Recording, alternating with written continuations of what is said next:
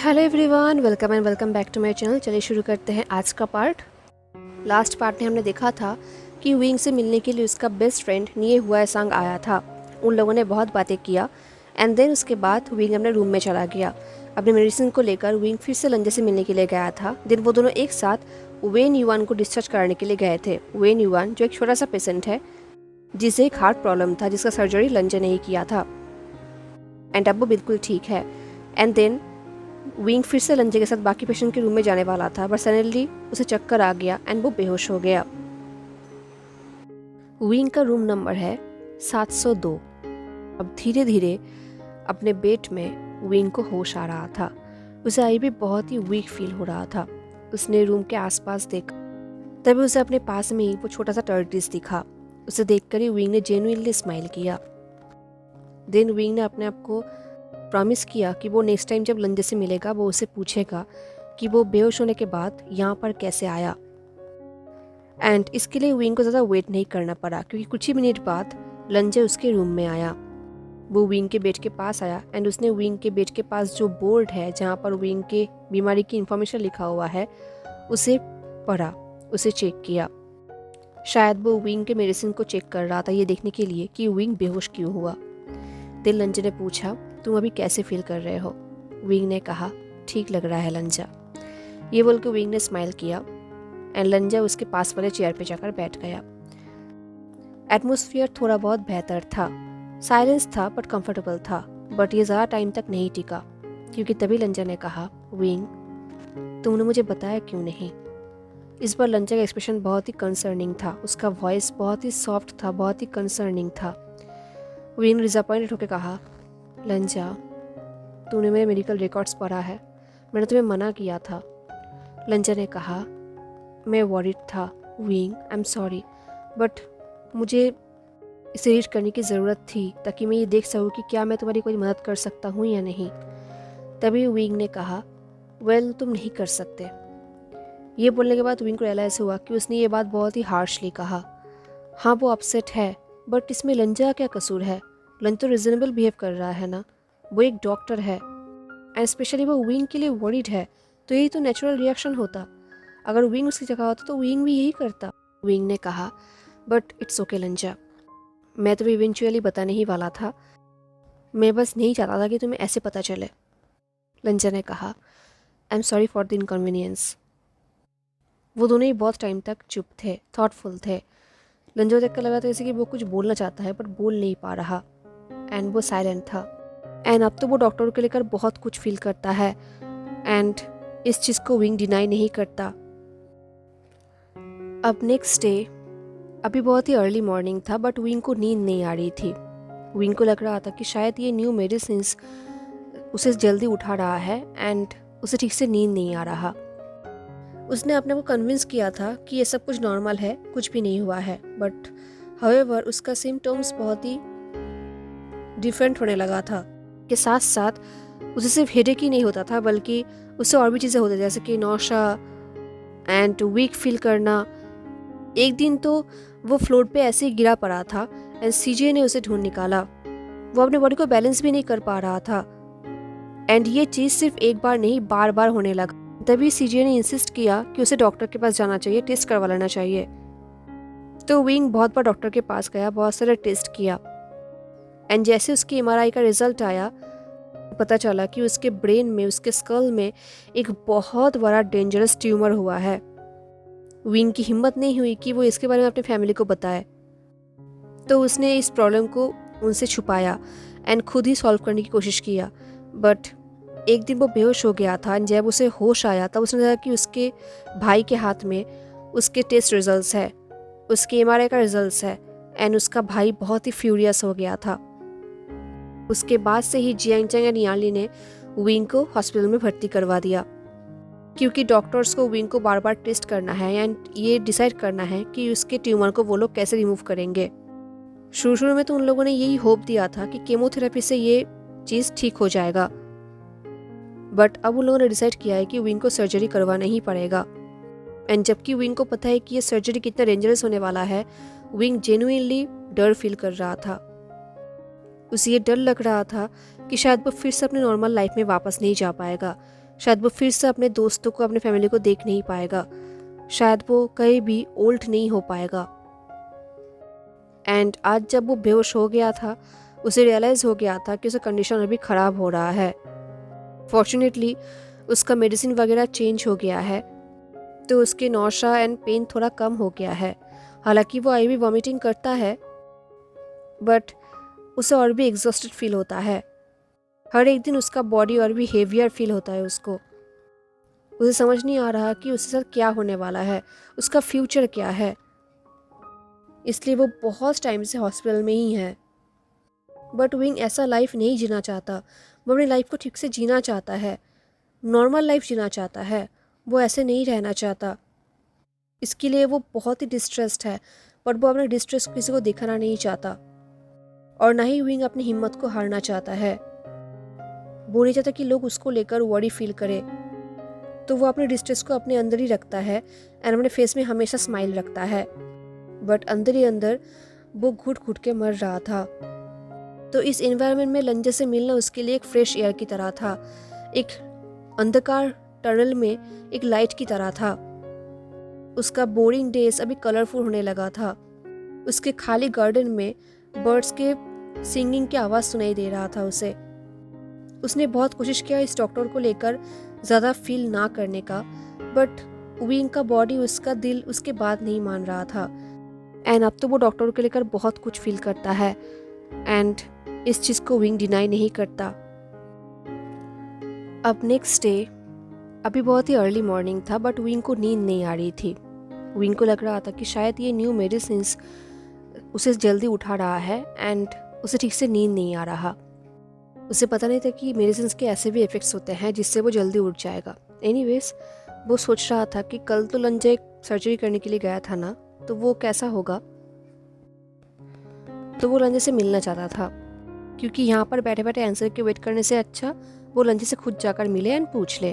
तो उसने एक मिस्टीरियस स्माइल किया, क्योंकि उसे पता है कि अभी उसे रूम से नहीं निकलना चाहिए, अभी बहुत ही अर्ली मॉर्निंग है।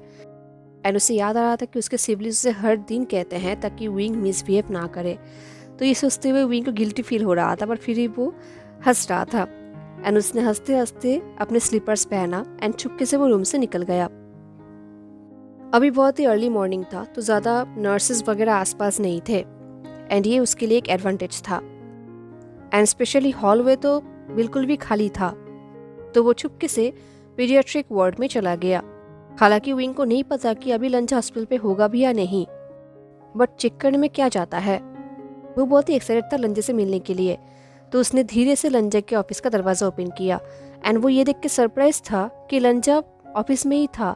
वो दरवाजे की तरफ पीछे मुड़ के खड़ा था एंड वो खड़े खड़े दरवाजे के ऑपोजिट में जो दीवार है उसे ही देख रहा था। ये देखकर विंग ने पूछा, लंजा क्या तुम?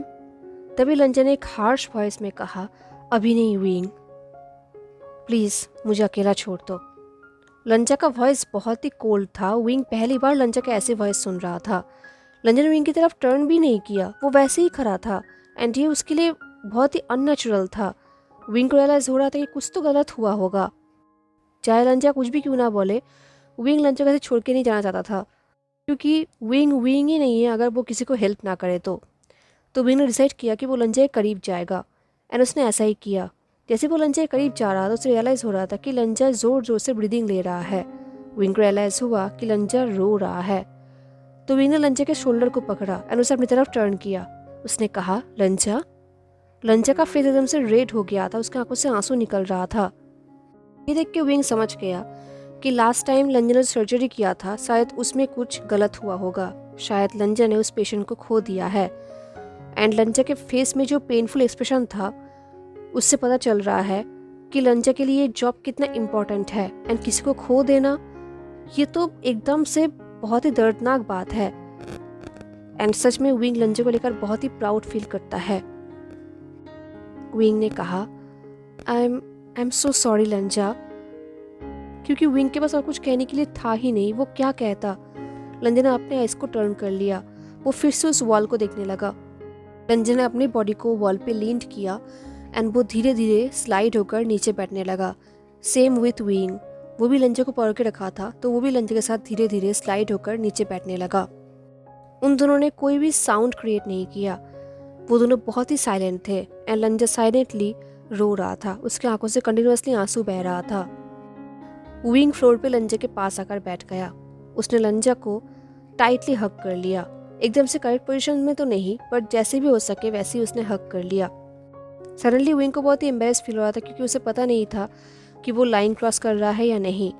उसे पता है कि वो पहली बार लंजा के साथ इतना इंटीमेटली क्लोज आ रहा था कि वो उसे हग कर रहा था, बट विंग के पास अभी और कुछ करने के लिए था भी नहीं। वो सिर्फ इतना ही कर सकता था। हालांकि लंजा ने उसे हग बैक नहीं किया, पर लंजा ने विंग के हक को रिजेक्ट भी नहीं किया। धीरे धीरे लंजा ने अपने हेड को विंग के शोल्डर पर रख दिया एंड विंग ने लंजा को टाइटली पकड़ लिया। विंग ने अपने को प्रॉमिस किया कि वो लंजा को प्रोटेक्ट करने के लिए कुछ भी करेगा। वो दोनों लगभग 1 घंटे तक वैसे ही बैठे थे, एकदम कंप्लीट साइलेंस में, एक दूसरे के बॉडी को क्लोज करके। एंड वो उस अननोन चाइल्ड के लिए शोक मना रहे थे, जिसने अभी अभी अपनी जिंदगी को खोया है, अपनी जान गंवा दी है। विंग ने लंजा के साथ ये डार्क मोमेंट शेयर किया, बट विंग भी एक पेशेंट है एंड उसने लंजा के बॉडी को, उसके सर को अपने शोल्डर पे रखा था 1 घंटे के लिए। तो विंग बहुत ज़्यादा थक गया था, इमोशनली एंड फिजिकली दोनों ही। दैट्स वाई उसने नेक्स्ट डे बहुत घंटों तक सोया था। इनफैक्ट इंटायर मॉर्निंग वो सोता ही रहा। उसने अपने सिबलिंग्स के साथ मीटिंग भी मिस कर दिया। उसका सिबलिंग्स 1 घंटे तक उसके पास ही बैठे हुए थे। उन लोगों ने उसे जगाया नहीं। 1 घंटे बाद जब विजिटिंग आवर्स ख़त्म हुआ, वो लोग वहाँ से चले गए एंड वो विंग के लिए अपनी तरफ से एक नोट भी छोड़ कर गए। जब विंग का नींद खुला, उसने उन नोट्स को देखा। हालांकि किसी भी नोट्स में उसके सिबलिंग्स का नाम नहीं लिखा था, बट विंग ने 2 नोट्स देखा एंड दोनों नोट्स ही अलग अलग थे एंड विंग पहचानता है कि कौन सी नोट्स किसने लिखा है। यानली ने जो नोट लिखा था, वहाँ पर बहुत सारे हार्ट शेप यानली ने बनाया था एंड जियांग ने जो नोट लिखा था, उसने सिर्फ वहाँ पर कुछ पॉइंटिंग बात ही लिखी थी, ज़्यादा कुछ नहीं लिखा था। तो विंग समझ चुका था कि कौन सी नोट किसने लिखा है। जब वो नोट्स को देख रहा था, हेड नर्स जाओ ली हुआ ने कहा, वो लोग 1 घंटे तक यहाँ पर रुके थे। तुम्हारे सीजे ने मुझे तुमसे ये कहने के लिए कहा है कि वो लोग कल फिर से वापस आएंगे। विंग ने कहा, थैंक यू ली हुआ जी। ये बोल के विंग ने स्माइल की। विंग को बुरा लगा था कि उसने ये मीटिंग मिस कर दिया। तभी उस नर्स ने कहा, अपना हाथ आगे करो। देन उस नर्स ने विंग के हाथ में अल्कोहल रब किया। उस नर्स ने कहा, मैंने सुना कि जब मैं नहीं था तब तुम बेहोश हो गए थे एंड मैं तुम्हें ये कह देता हूँ कि तुम फिर से ऐसा नहीं कर सकते। ये सुन के विंग ने हंसा, क्योंकि ऑफ कोर्स ये विंग के हाथ में नहीं था, बट फिर भी ये नर्स से कह रही थी इतने स्टर्न टोन में, तो विंग को हंसी आ गई। हालांकि उस नर्स को भी पता है कि ये विंग के हाथों में नहीं था। वो नर्स भी हंस रही थी, अपने आइज को रोल कर रही थी फनी वे में।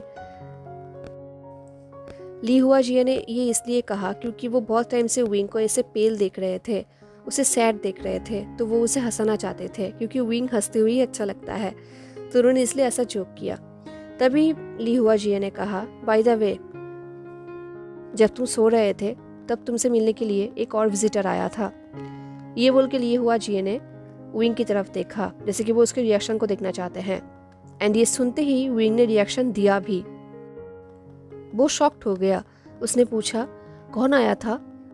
विंग ने ये बात ऐसे पूछा जैसे कि किसी ने एक बच्चे को कैंडी ऑफर किया हो एंड वो बच्चा कैंडी के लिए बहुत ही एक्साइटेड हो गया हो। ली हुआ जिया ने कहा, वही पीडियाट्रिक वार्ड का वो हैंडसम डॉक्टर, वही जिसका लॉन्ग हेयर है एंड कोल्ड फेस है। ये बोल के ली हुआ जिया ने विंग के हाथ में वाटर एंड कुछ पिल्स दिया। ली हुआ जिया ने कहा, विंग विंग तुम क्या कर रहे हो? क्या मुझे इंटरफेयर करना पड़ेगा? विंग ने कहा, नहीं तो, मैं तो कुछ भी नहीं कर रहा, आई प्रॉमिस। बट ऑफकोर्स ली हुआ जी को पता है कि विंग बकवास कर रहा है, तो उन्होंने डिसअप्रूविंगली अपने हेड को शेक किया एंड एक डिसबिलीविंग लुक दिया। ली हुआ जी ने कहा, उसके फेस में जो लुक था उससे साफ पता चल रहा है कि तुम ज़रूर कुछ कर रहे हो। ये सुन के विंग और भी इन्वेस्टेड हो गया। उसने पूछा, क्या वो वॉरिड दिख रहा था? ली हुआ जी ने कहा, हाँ बहुत ज़्यादा। विंग, तुम्हारे और उसके बीच में क्या चल रहा है? हाँ, तुम्हारा रिलेशनशिप क्या है उसके साथ? ये सुनकर विंग ने एक मिस्टीवियस स्माइल किया और उसने अपने मुंह में वो मेडिसिन ले ली एंड वो ऐसे प्रेजेंट कर रहा था जैसे कि वो मेडिसिन की वजह से बात नहीं कर पा रहा। ये देखकर उस नर्स ने अपने हेड को शेक किया एंड स्माइल किया। देन वो उस रूम से चली गई एंड देन कुछ मिनट बाद वो फिर से वापस आ गई। उन्होंने कहा, ओह हाँ, उसने मुझे तुम्हें कहने के लिए कहा है कि वो आज शाम के 5 बजे रूफ ट्रिप में तुम्हारे लिए वेट करेगा। केयरफुली जाना, ज़्यादा अपने आप को टायर्ड मत करना। याद रखना कि तुम्हारा न्यू मेडिसिन शुरू हुआ है एंड तुम्हारा बॉडी अभी एडजस्ट कर रहा है। ये बोल के लिए हुआ जय ने विंग किया एंड वो वहाँ से चली गई। बट विंग वहाँ पर शॉक्ड होकर बैठा हुआ था। वो कुछ मिनट तक एकदम से शॉक्ड था। लंज उससे मिलना चाहता है रूफटॉप में, हो क्या रहा है?